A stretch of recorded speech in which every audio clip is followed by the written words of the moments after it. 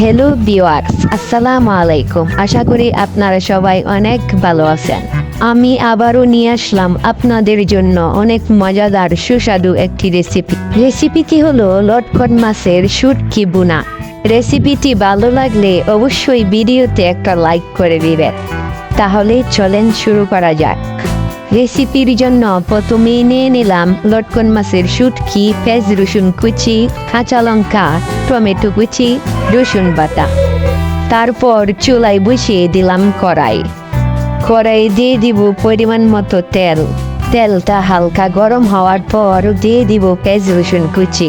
তারপর পেঁয়াজ রসুনটাকে কিছুক্ষণের জন্য ভেজে নেওয়ার কিছুক্ষণ পর দিয়ে দিব টমেটো কুচি। তারপর আরো কিছুক্ষণ ভেজে নেব।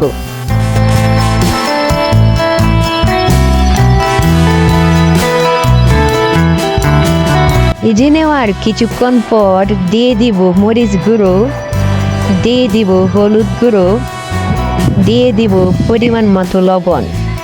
তারপর সবগুলো একসাথে মিশিয়ে নেব।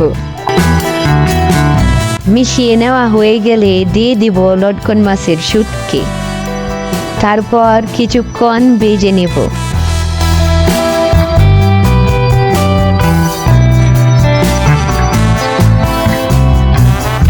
তারপর রেসিপিটি সিদ্ধ হওয়ার জন্য দিয়ে দিব পরিমাণ মতো পানি। পানি দেওয়ার পর দিয়ে দিব কাঁচা লঙ্কা। তারপর কিছুক্ষণের জন্য ঢেকে দিব।